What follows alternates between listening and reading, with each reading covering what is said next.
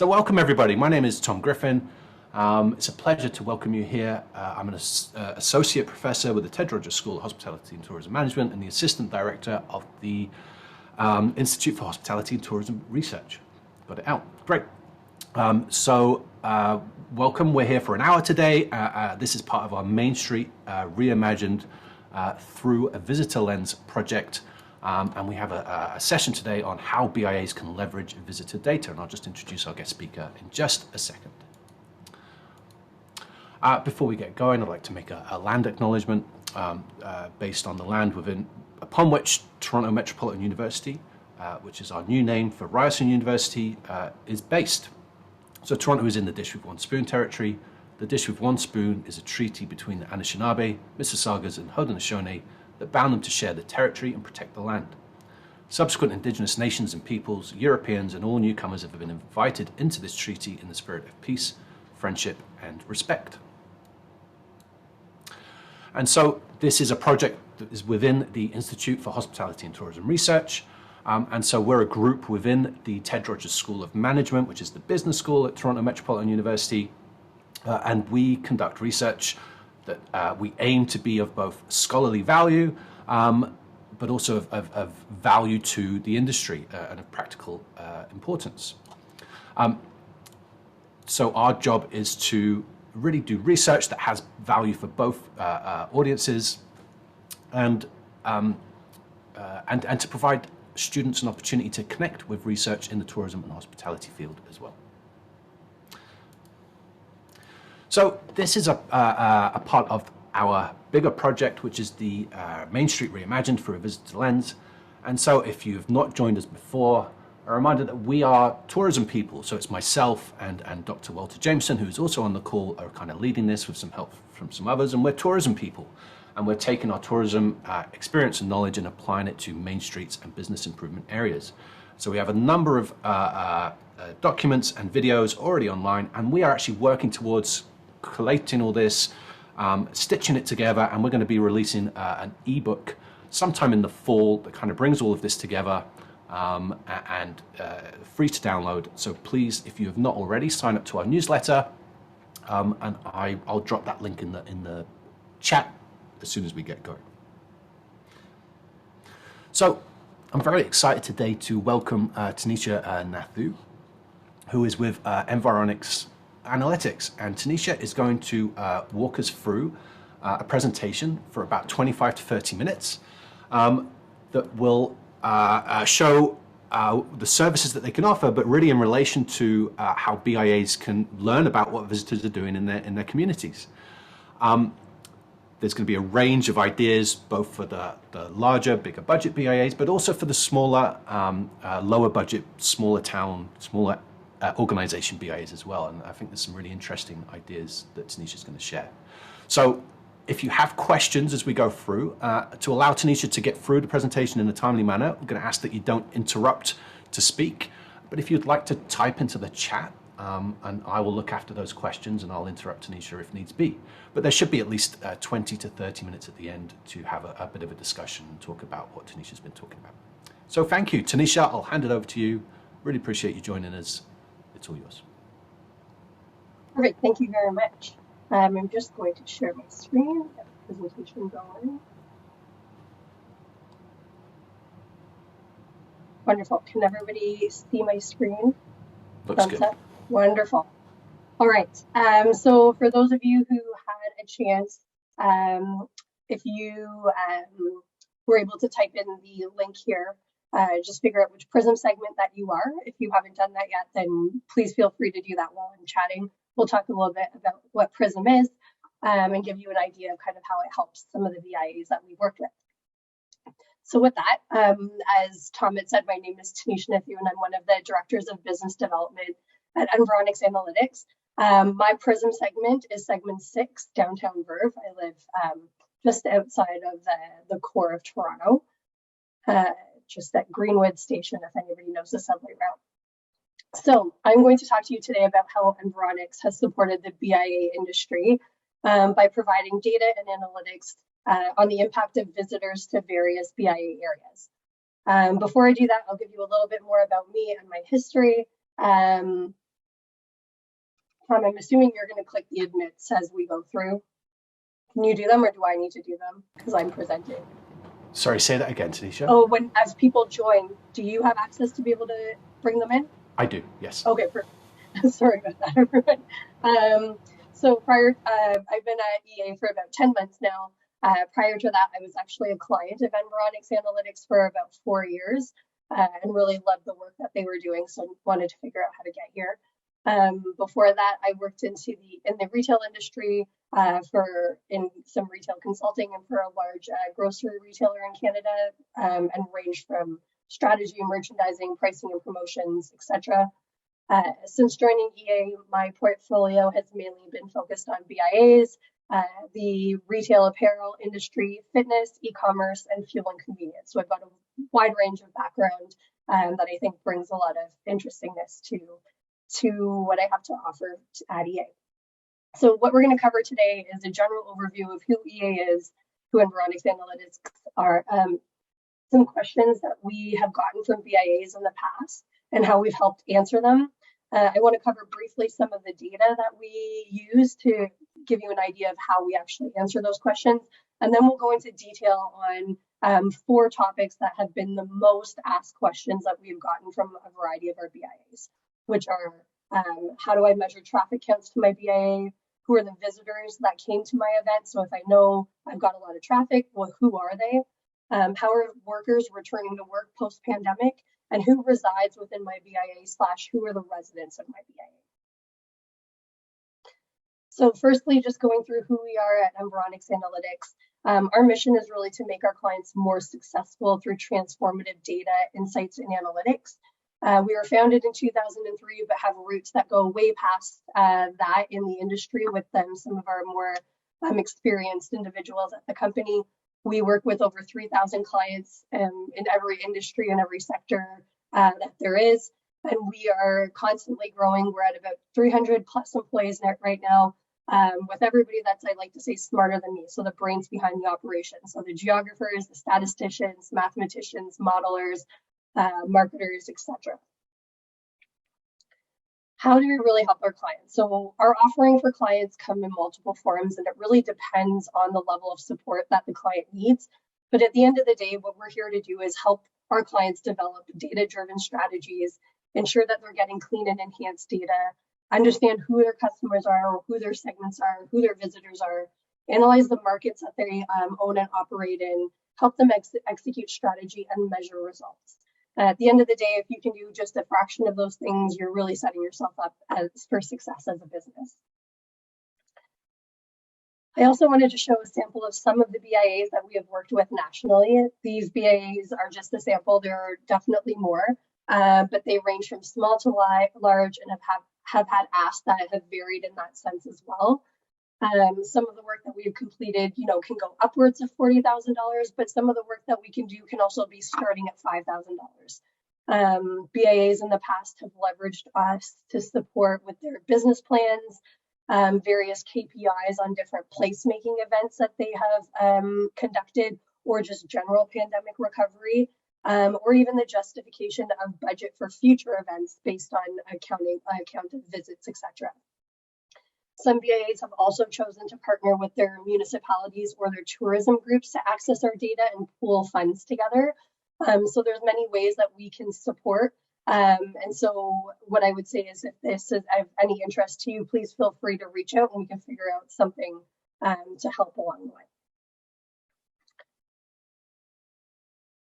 Now, we're not going to cover all of these today, but these are the wider range of questions that we typically get from BIAs. We are going to be very specific, but I wanted to throw this up there just to show you the amount of data that we can actually help answer. So we've got segmentation. That's going to understand who your visitors are, who look like your visitors, who your residents are. Our mobile analytics, understanding where your visitors are coming from, how far people are willing to travel, time of day, day of week, year-over-year changes of your visitors, the impact of events. Marketing and media, really talking about how do you engage people to come to your BIA, what types of events would attract them to you, what marketing mediums are the most effective for your visitors or for your residents, and what are their digital behaviors, so you can really understand if you have the means and you're paying for advertisements, where is your best bang for your buck. Pandemic impact, really understanding, has your profile changed, your demographics of your visitors or your residents changed within your BIA over time? What are the traffic patterns that have changed?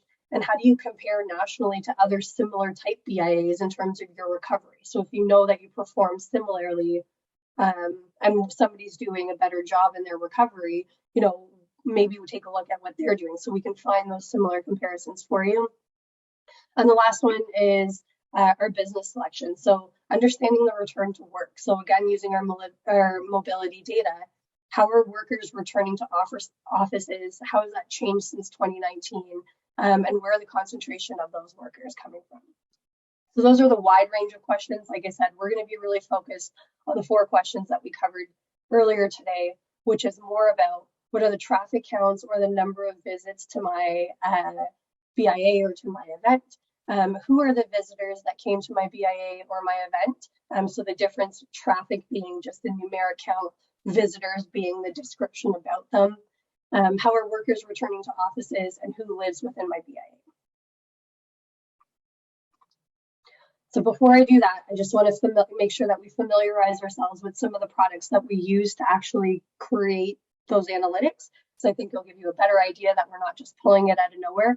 And it's a little creepy, but kind of cool on how we get some of this information. So the first one that we'll talk about is Prism. Prism is what I've asked you guys to all do, is if you could go type in your own, your postal code into that link, figure out what Prism segment you are. Prism is our segmentation system that really classifies Canada into 67 segments. It's all based on geographic, demographic, behavioral, and psychographic sources. Like I said, this is the tool that allows us to understand the who of who your BIA residents are. It allows us to understand where they're located and identifies the differences about the differences within the segments. All of this information goes down actually to the 6-digit postal code. So in the map that you see here on the page, each of those different colors represents different Prism segments at the 6-digit postal code level within this BIA trade area, which is really neat because then you get to see the actual diversity of your BIA and of the areas that you would be getting your visitors from. And so you can understand the different types of placemaking events or different types of businesses that may be valuable for those visitors. So as I was saying, everything is linked down to the 6-digit postal code level. This 6-digit postal code level attaches to all of the other Environics Analytics databases and really allows you to pull together a whole bunch of stories about who these Prism segments are, what their interests are, their demographics, their household spend, their psychographics, their behaviors, and their mobility movement, which is what I'll talk about in the next couple slides. Prism really helps us answer the questions of which Prism segments are found within my BIA. How are the Prism profiles of my BIA different from those that from other BIAs around me? Who are the visitors to my BIA in terms of Prism segments? Where are they coming from? And how do I find new visitors that are similar to my profiles to come to my BIA? The next data product that we'll talk about is Mobilescapes and our mobility data. So we've got a few different types of mobile data. 2 are the biggest ones that we'll talk about is Mobilescapes and Footfall. And they're our mobility data, it has allowed us to really provide the ability to understand the way that customers are changing their visitation patterns. So Mobilescapes is created by joining multiple data sources together. The sample is large enough for us to weight it to the entire population, and it allows for a more accurate representation. This helps with volumetric analytics and is used and allows us to have a greater confidence in not only the volume that we're tracking, but also attach it to each of the 6-digit postal codes and understand why their behaviors are the way that they are. Mobilescapes and Footfall really are used through permission-based apps on your cell phones. to capture the geographic locations as customers travel throughout the day. So this information can be used to identify the most common daytime location, which gives us where they are going throughout the day, as well as the most common evening location, which allows us to identify the neighborhoods that the residents reside in, and then be able to understand, okay, based on the neighborhoods they reside in, what are their demographics, their expenditures, their behaviors, etc., that we all get from PRISM. So we call that the common evening location. So again, where your cell phone is based at night, your common evening location, that's where we classify your home to be. And then as you move through your day, your common daytime location, that's how we identify where you're going. When I say we, it's the different providers that do it. We take it at an aggregated source. It's all privacy compliant. We've been working with mobile data for several years and developed techniques to normalize that population for the ages 15 years plus. This is the data that a lot of our analytics, especially answering those mobility questions, is based off of. And it gives us that ability to actually look at those different time frames of time of day, day of week, year of year, etc. So like I said, Mobilescapes combines 3 sources of anonymized permission-based data. I just want to make sure that we're very clear that it's anonymized and it's permission-based. So we're not being truly Big Brother. You're actually giving us permission to do that. And the data that's available is updated daily. So we can actually get, weekly counts is where we aggregate it up to, and linked all back to the 40,000 different variables that we are able to link it back to. How we do that is we actually create geofences. So in this large map, what you can see is at the bottom, you can see a little geofence of what the financial district BIA would be. And then what you're seeing from the dots everywhere else is this is an example of where all the visitors have come from during the time frame of this, when this map was pulled, to get to the financial district BIA, which makes a lot of sense because that is a hub for a lot of individuals working, and so they're pulling in from a large range of different geographies.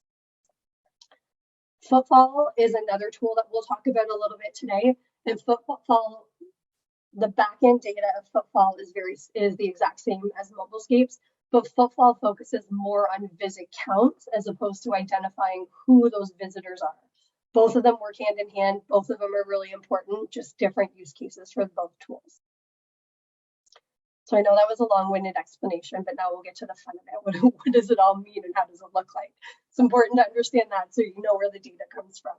So the first type of analysis that we'll take a look at is how many visits did I get to my event? This could also be done in terms of how many visits did I get to my BIA over a period of time. But in this scenario, we're looking at it just on an event basis. So in this example, we've leveraged our mobility data, and our mobility data goes back to 2019. So we're looking at visit counts, which you can see as the blue bars of a BIA, and we'll tell you which BIA. We've got a couple sprinkled throughout here. But this is measuring visit counts to a BIA over the course of 2021. What we're doing is we're analyzing an event that took place during the week of July 12th, and we're comparing that to the average weekly visits to the BIA in 2021, where we can see at the bottom here was about 620,000, and we're understanding how did the average weekly visits compare to the actual event, which was about 910,000 visits. So we know that that is a nice increase. So that was great in terms of what things have been going on. But we can also compare back to 2019. So in 2019, the same event brought 1.4 million visitors, or visits, I should say, and the average weekly visits for the year was about 1 million. So while the event was very successful, there were still a lot more visits in 2019 versus 2021. However, when you look at the percentage increase, there was actually a greater increase of visits to this BIA for the event in 2021 versus 2019. So tons of different analytics that we're able to pull from just footfall alone and taking a look at visit counts.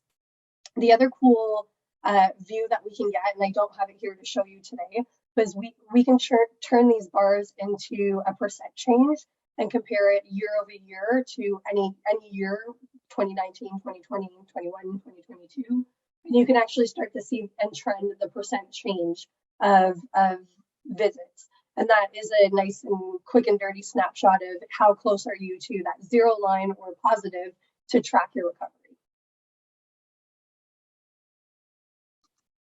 So the next set of analytics is understanding who those visitors are. So now we know that we've got visitors. We know that we've got a ton of visits. They've increased, but like, who were they? So with that, we're going to leverage both Mobilescapes and Prism. And so what we're able to do is we're able to say, based on this area, who were the top 5 Prism profiles that came to my event? So what you're seeing here is for this particular event, the top 5 Prism profiles are listed here, and included in what's shown is a description of each of the Prism segments, and also the total visitors, as well as the percentage that they make up of all of the visitors to that event. What's also included is our icon and our image, as well as what we call our SESI score.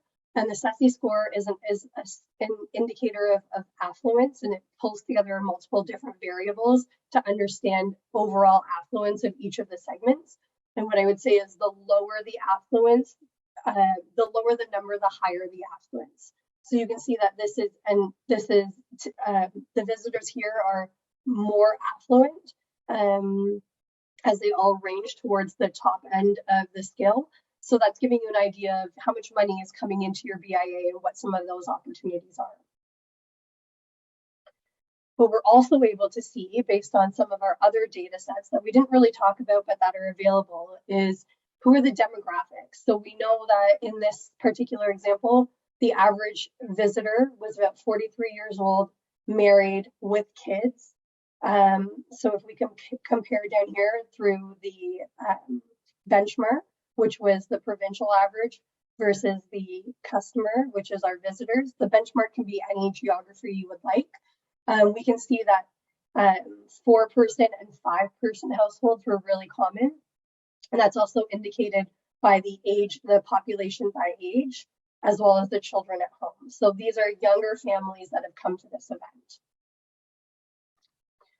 We also can identify information about their spend and how they're spending money. And what we know here is they over-index in shelter. So they're paying more than the provincial average on housing costs, more than their provincial average on furnishing their house, food, recreation, and transportation.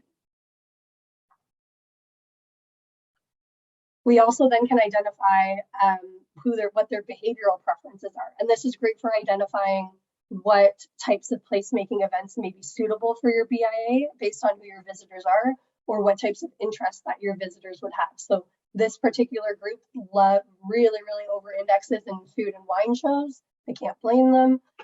Indoor amusement centers, other leisure activities, historical sites, and theme parks.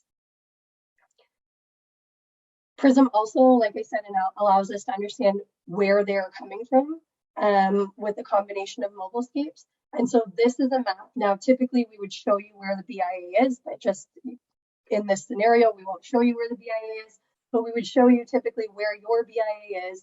And then it's almost like a heat map that shows you where your reach for this event was coming from. So the darker the area, the more people from that area came to your event. So it's a great view to be able to say, did I have a very wide reach with my event, or did I have a very narrow reach with my event? And depending on your objective, you may want to be targeting one or the other. Now we'll talk about this a little bit more once we get into understanding our BIA residents, but a really cool analysis that I always love to offer is understanding the difference between your visitors and understanding the difference between your residents, so that as you're planning events, you're not only thinking about who your visitors are, but you're looking for the overlap of what's going to satisfy your residents and your visitors. So you're kind of finding that happy medium. And this is just a quick quick example to say, okay, my residents in this area are mostly young singles and couples, but my visitors are middle-aged families with a different range of average household maintainer, children at home, and visible minority preference, as well as income. So just keeping that in mind, I think, is always great as you're creating your events. The next one we'll talk about is returning to work. So how are workers returning to offices or returning back to their daily work lives? Now, this is from a different product. It's called Workplace Now, but it still leverages our mobility data. And it also allows us to go back to 2019. So in this example, we can see the difference in employee counts from 2019 in this area to 2021.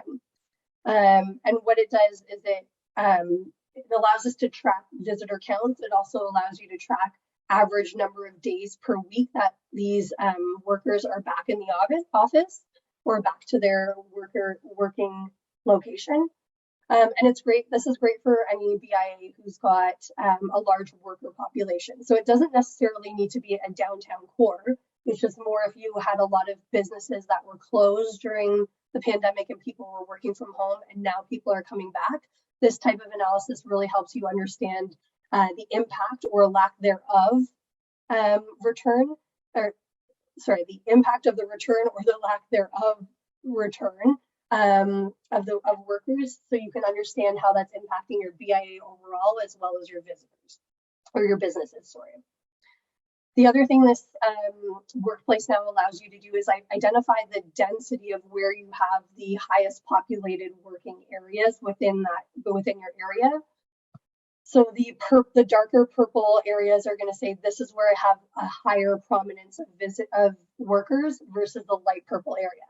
So if you want to compare maps from 2019 to 2020 or 2022, sorry, you can actually identify where there are areas that typically had a very dense population and now don't. All of this information that I showed you can also be provided in Excel format, and I should have said that for all of the analytics we've provided also is provided in Excel format as well as the images, so you get both and you can do your own digging as you feel the need. But I love the visuals because they're very quick to be able to identify large differences that have happened over time. Lastly, we'll talk about who lives within my BIA. And it's very similar to who's visiting my BIA. We just get the who in a different way. So with visitors, we use mobilescapes to understand where they are coming from and that they've come to your BIA as a visitor based on their cell phone locations. As a resident instead, what we do is we use the census data where you identified your home location. So what we would do is we create a trade area, which would be very similar to your geofence for your BIA. And we'd be able to say, we want to understand everybody that lives within these boundaries. So again, we would do the top 5 segments, which is very similar to what you've already seen. However, this time, instead of showing total visitors, it's going to show you total households, tell you the number of households and the percentage of the households that make up that area. Then it's the same types of descriptions that we provide. We would then provide you with, again, a chart that would show you the difference between each of the segments. And this is where that comparison between your residents and your visitors can be done. So you understand the differences in your top 5 PRISM segments. And then we can provide the exact same information in terms of your demographics. So this is showing that the demographics of my resident is slightly younger than the demographics of my visitor. Less individuals that are married, but way more family statuses. So a lot more people that have couples without children at home is significantly higher, which makes sense based on the age. Their behavioral preferences their household preferences. So while they are kind of at the norm with shelter, they under-index in transportation, and that might be because this particular BIA might be a downtown core, and so they're more walkable and they don't need cars, etc.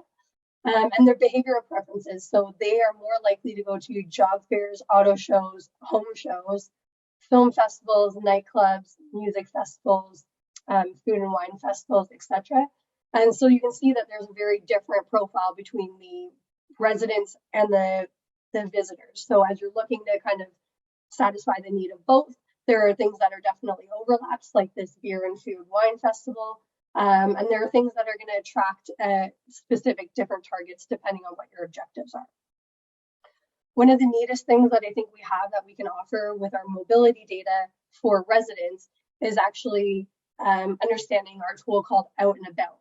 So what instead of understanding visitors, we kind of do the opposite. And what we do is we say, where are the residents and where do they live today? And Out and About tells you where are they going. So rather than who's coming to your BIA, why are your residents leaving your BIA? So in this example, what it's showing you is the residents from your BIA over this time frame left because they actually had to commute. So they went to a commuter route like a subway, a bus, a GO train station, etc.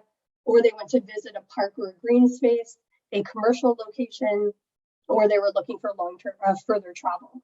So what this really allows you to do is identify, are there gaps in your BIA offering which your residents are leaving to go towards? And is that okay, or is that something that you want to build within your BIA? It also will show you how far away they're traveling with this map. So you can see the distance that they're willing to leave the BIA based on what their objective is that they're looking to do. All right, and lastly, we'll just talk about some of the benefits that we found with some of our BIAs. It really has allowed our partners to identify who they're creating events for and who they're making decisions for. It's helping them determine the ROI, so they know in the past they've gotten X amount of visitors based on the ground traffic counters. Sometimes it's not affordable anymore. Sometimes it was an afterthought and they can't get the data. Well, thank goodness we can go back till 2019 and we can really do that comparison and say, are you actually bringing the amount of people that you thought you were bringing, or are you actually bringing enough people to offset your costs and determine if it's a successful event. Helping you build KPIs for success, so knowing what you did in the past and being able to track that for the future. So if you want to rerun, I mean, I live where Taste of the Danforth should have happened. It's not happening this year. But you know, if we're going to do a Taste of the Danforth again, then how many people need to come? What is my KPI of visit metrics in order for it to be successful again in the next year? And then just overall database decision making. So with that, I will open up the floor to any questions that you guys may have. And I see there's some in the chat, but I was not paying attention. So I will let Tom start, and then if anybody wants to maybe just jump in, please feel free to do so. Great, thanks, Tanishah. Really interesting presentation. A lot of food for thought. There was a private question, or a question sent to me in the private chat, so I won't reveal who said it, but if I butcher your question, please come off mute and correct me. But they asked if so you know, if you're a relatively geographically small main street, for example, and you want to look at one event, perhaps on a one day or a one afternoon, like is this the type of data that can really help for like that one-off small, relatively small event, rather than say a big downtown area? Yeah, so what I would say is, if there's a will, there's a way. So sometimes it just depends. It depends on the quality of the cell phone pings that we have. So I can't say yes or no until we actually scoped out the area, geofenced it, and said, hey, we can get cell phone pings to there. What it probably would be, it'd be better to do a weekly comparison, because then we get more data. And typically, if your event was successful, we would see a spike over the week. I know with one of the BIAs, we had proposed they have every Sunday, they have a farmer's market. And so we were going to do the comparison of all of the aggregate Sundays for the farmer's market season versus the rest of the week. So you could actually see the average jump. So it definitely can be used in that capacity. We would just need to play around with the backend data and make sure there's enough clean cell phone pings to be able to do so. So it's not a number. It's hard. There's no magic number. Got you. Thank you. And you know, I'll keep asking about this point, but please, if other people have questions, please interrupt me and type into the chat or raise your hand. I mean, so is this a case of is it a better practice where possible to kind of increase the scope of both the period and the geographical area? Does that give you kind of more data to play with that makes it more useful, or can you really kind of go into these very small specific areas to come up with some insight, or does it make sense to add time and space? Sometimes if you add too much space, it actually gets harder to do too, because you're not getting so narrow with who's coming to a particular area. So it's the worst answer, and I hate giving it, but it really depends on what your business question is. We had one BIA who had asked to divide themselves into 4 mini locations so they could because they were long and skinny as opposed to a circular. And they wanted to see how did people move through their BIA. Was there a difference in how did people only go to certain areas of the BIA and never actually fully move across the BIA? So we can do an analysis that's called cross-shot, where we understand if a visitor goes to one section, do they also continue to go to other sections? So it really depends on what the business case would be. The bigger the area, the bigger the time frame, the more you're capturing, but that might hinder what it is that you're actually looking to answer. Got you. Makes sense. And so, if a BIA wants to look at, visitor data for their festival in August, can you access the historical data? So you don't need to start this year and then wait for next year to do a benchmark. You could actually do a benchmark on previous year already. Yeah, of course. So we can go back to beginning of 2019. So what we've done with a lot of the BIAs is say, okay, why don't we, if your event is going to be in September, like the first week of September, why don't we go benchmark all the way back the last 3 years for you, starting September, like your time frame would be September 1st to August 31st, and we'll give you that data so you've got your benchmark. And then what we can do is then give you ongoing information of how the event did, and then how you're tracking kind of ongoing for the rest of the year. Or if you just want the event, we can compare the event week on those 3 periods before. Right, that makes sense. That's really interesting that you can get a benchmark starting today. I mean, that's quite an advantage of this. That's quite exciting. And the bonus is it's pre-COVID, so you have like a quote unquote normal time, if that's what you want to call it. Right. But a lot of our BIAs we've discussed, it's not even calling that normal. It's just saying who's with me today and how do I grow that base, and is it worth even trying to get my visitors back that I had in 2019, or are they different? Like, have they moved away, done something different? They're not interested in our offering anymore. So it's been a really interesting battle that I think the BIAs are facing, and it's hard to do it when they don't know who was coming in the first place. Right. Yeah. Cara has a question in the chat. I'll read it out. So, are we able to capture where people go on weekends instead of our BIAs? Like, do they go out to the cottage or travel outside of the area? Yeah, like we can. So once we know who so I'll answer this in 2 ways, Kara, and then if there's anything that you want to add to it, please feel free to ask. So if we know who your visitors are, typically we can say, okay, they came to your BIA here, but here's kind of based on the map, we can understand where do they go other times. Or we can say your residents, if they live within your BIA and you want to understand why they're leaving on the weekends, we'd be able to say, they're a bit more general terms, they're not as specific, but we can kind of say they're going to certain areas, and we can use the map to identify if they're going more to a cottage type area. Does that answer your question? Great. And yeah, I would like to open it up to questions. So please, if you do have a question, feel free to come off mute, or a question or a comment. I do have a few more questions banked.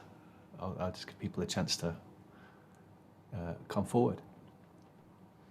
I have a question. Please, Carly. One of the things that listening to your presentation, I think it's all of us, it draws us in, and we're really fascinated by the types of data that Environics can pull together. One of the things that I think is often intimidating for some smaller communities who don't work with data a lot is the range of offerings that you have. And it's really easy to want it all, but you can't afford it all necessarily. And so do you have a team who, like, do you have a typical, like, this is the starter package for BIAs, or do you have, and like grow up from there? Or does everybody have to come to you and figure out a custom package? Because it's easy to be like, oh, I want that, I want that, I want that, and then be overwhelmed. And then there's almost like a fear to move forward because now they just don't know where to start. Okay, I have to ask you if Tom planted that question on you, or that came just from you because he was like, this question's going to come up. No, that came from me because sort of a history for me. I had spoken with Environics myself, and talked about sort of a variety of different things. But then there is a My Main Street program that offers sort of different packaging. There's so many different sort of packages that you can kind of go with that I myself was feeling that like, oh my goodness, I don't know where to start. Yeah. So what I'll say, and it's a perfect question. What I would say is the My Main Street package gives you a lot of great information. What it doesn't provide you is that visitor view, like the mobility analytics. So that's kind of the difference. If you're working with the My Main Street program, you're going to get a lot of wonderful data there, but you're not going to get the visitor data. So Carly, yes, there absolutely is starting points. What I typically like to do though is talk to BIAs to ask them what their biggest objectives are in terms of what they're planning for the year, if they're in the middle of building a new business plan, or if they have some other objective that they're looking to achieve, because that's often going to drive the analytics. Like if there's one major placemaking event that they need to fund, etc. And so we do have like starter packages. And so typically what I often say to the BIAs is a basic event analysis. So doing an event comparison or understanding just visit counts to your BIA for a period of time. That starts at $5,000. So you could get 2 years of a comparison. So whether you want it to be an event or whether you want it to be 2 full years, you can get 2 full years bi-week visit counts starting at around $5,000. And that's like a great intro package. And we've had a lot of smaller BIAs say, I just want that for now because I need to prove to my board that now we've got visit counts, we can do something with that, and then we can grow on it next year. From there, people typically start to add on things like, okay, well, I know what my traffic counts were now, but I want to understand who was coming. So the next year they'll build into their business plan the additional budget to understand the who to complement the event analysis. And then they may add in, the resident analysis because they want to understand the difference between the two. So the entry point is just getting those visit counts for different periods of time that you are looking for, and then you can grow based on there. But I think the minimum for a BIA is understanding traffic patterns, and especially through recovery and through people now starting to live their life kind of how they used to live it. Understanding, are you actually getting people back to your areas the way that you used to be? Does that help answer your question? Perfect. Are there any other questions?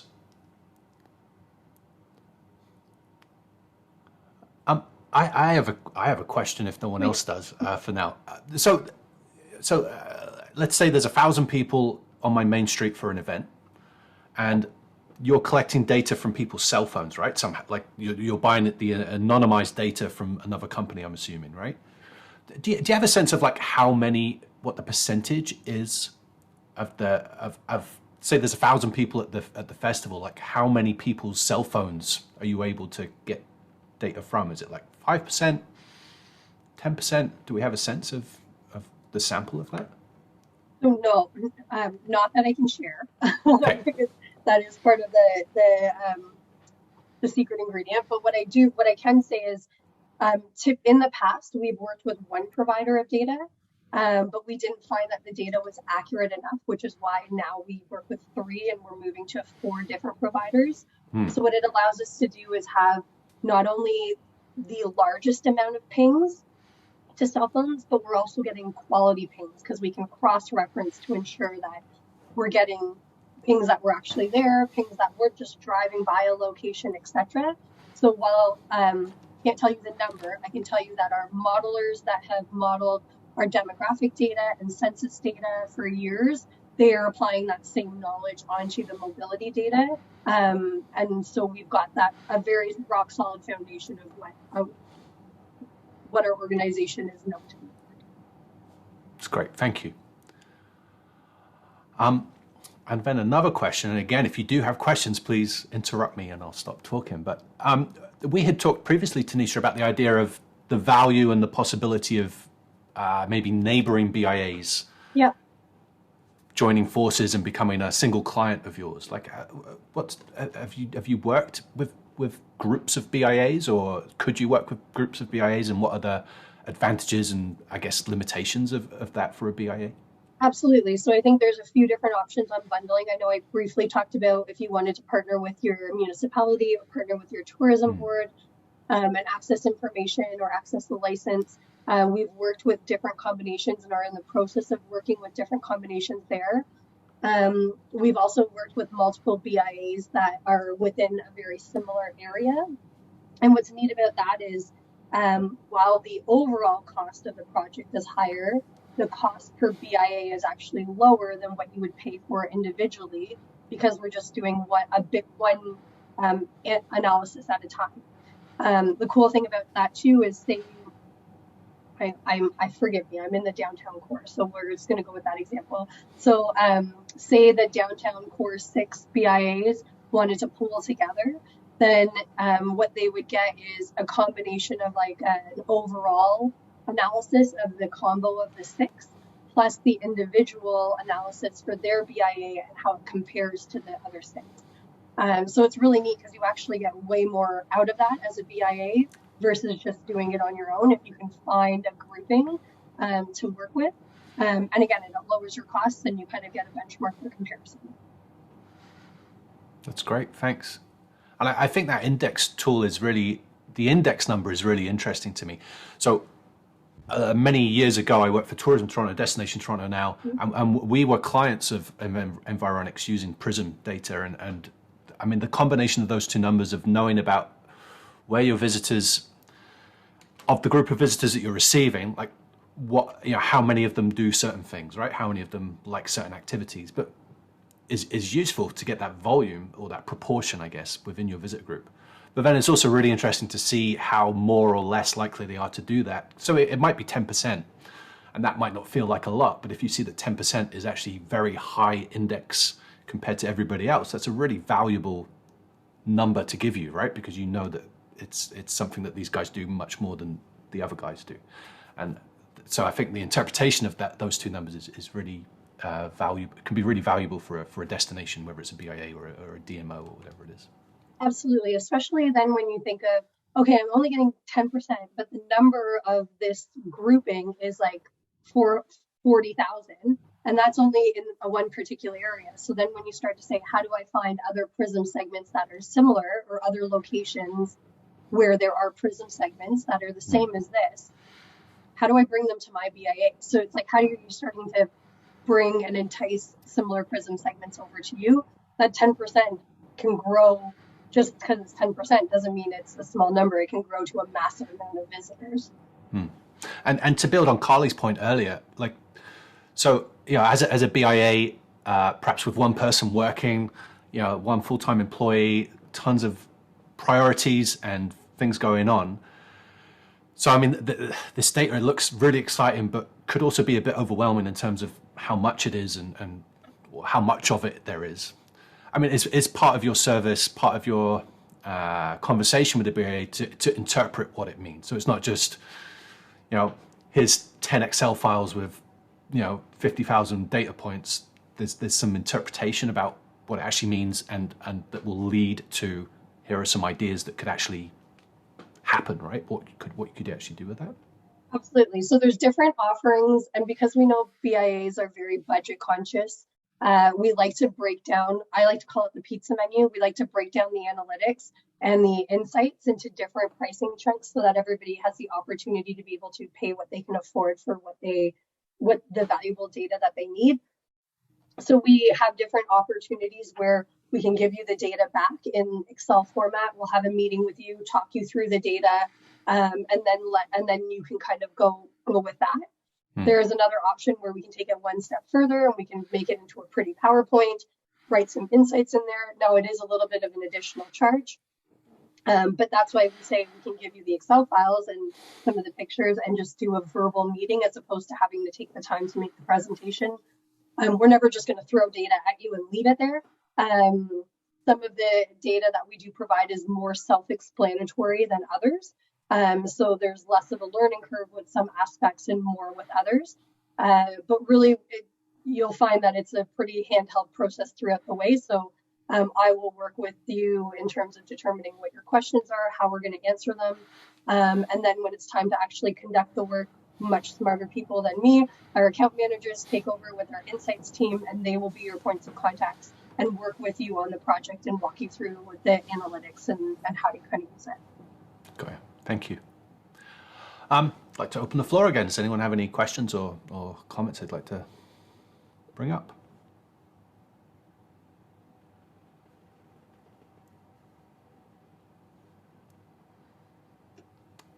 Walter, you've normally got something to say by this point. Well, you stole my question, which was really the one about collaborating. I just to remind everyone that we are going to be putting together a short piece on this so that you can not only have the advantage of what was really a great presentation, the PowerPoint, and a write-up of this so that you can use it both for your own purposes, but more importantly, and I think the key that we've been hearing a lot about is how do you convince your board of the investment value of doing this? And you're always going to be forced to be able to justify this in terms of return on investment for something else. And so I think that it's really important that we're going to provide you with this other piece of information, i.e. Tanishah, so that we've really got a much better sense of the true value of the work that Tanishah and her colleagues are doing. And that'll be coming shortly. I get, so Tanishah, this data, it tells me about how people are actually behaving, right? It tells me their movements. I guess it doesn't tell me their feelings about the place, right? It doesn't tell me if they enjoyed it, if they are likely to come back. Like no, it wouldn't be like a survey in that sense. But what we can do is if you do have a survey and you are collecting postal code, we can actually do an alignment and link the two together. So if you have chosen in the past or you have in the past provided or conducted any type of first-party research, as long as you have postal code, we can link that to our PRISM segments and be able to identify give you more information about your survey respondents. And if you didn't, what we can do is it's a little less direct and a little more of an art, but we can use some of the variables in the questions that you asked and how they answered it, map it up to some of the questions that we have in some of our data sets, and kind of create a profile for you of who your people are. So there's lots of ways that we can use the data. As Claire had said, it almost gets, or Carly, sorry, had said, it almost gets overwhelming. So that's why we start off with, what are your big business objectives? What kind of information do you have and what you're looking for? And then we'll help build you a solution that's going to answer those questions. What we covered today was just the most common questions we've been getting over the last 10 months from BIS. Yeah. I just see that, sorry, I think it's Alison at Downtown Orangeville. I think that's, you say Downtown Orangeville, I think it's Alison. Asked, will this follow-up information include an idea of cost? And I assume the follow-up information is referring to what Walter said of the chapter that, the few pages of information that you might share. I suspect it probably won't include detailed costs, but no, Tanishah. I can give an example of costing for the 4 that we went through today. Now they're all starting points, but they're not going to be, they're all going to depend if you want to, like I said, it's a pizza menu. So if you want the base analytics, that's what you're kind of looking at. As you add things onto it and customize it, It can become more or less. It just really depends on what your questions are. So the event analysis, so just understanding traffic counts, starts at around $5,000. That gives you 2 time frames, so you can do a comparison. If you want to understand who your visitors are, more about the segmentation, the demographics, the spend, their behavior, that starts around 10,000. Returning to work, if you're looking at identifying 2 time frames of how people have come back to office areas, that's around 5,500. And then doing the segmentation analysis on who lives within your BIA, that's again around 10 to 12,000. So those are all starting points. They're all directional. You bring a group together, we can lower those prices. You have different questions that kind of stray from the narrow path, and it increases or could decrease, but just as a belly rub, that's kind of a starting point. And I know there's no official starting point. It really depends by BIA. I haven't had a single BIA ask the same question yet and have the exact same analysis yet, which would be great for us because there's a lot more efficiencies there, but it's not what you need. So we'd like to customize it to what your questions are and what your BIA requires and what your board of directors require. That's great. Thanks, Tanisha. So we are very close to 2 o'clock. So I think I will call it there. But you know, Tanisha, perhaps you'd like to just drop your email into the chat, just in case people want to connect with you. Yeah, I'd just like to say thank you so much for giving us your time. It was a really interesting presentation and a really kind of great potential of this data to help BIAs make some important decisions. To everyone else, I'm just going to drop a couple of links in the chat. So that's our newsletter, and that is our website. So please, make sure you sign up to our newsletter to keep updated with new events and publications that we're making, including information from Tanisha's presentation today. And it was a real pleasure to see you all. I hope you have a lovely summer, and happy to stick around for a couple of minutes if anyone has any questions. But otherwise, take care. Thanks, Tanisha. Thank you. Great. Thanks, guys.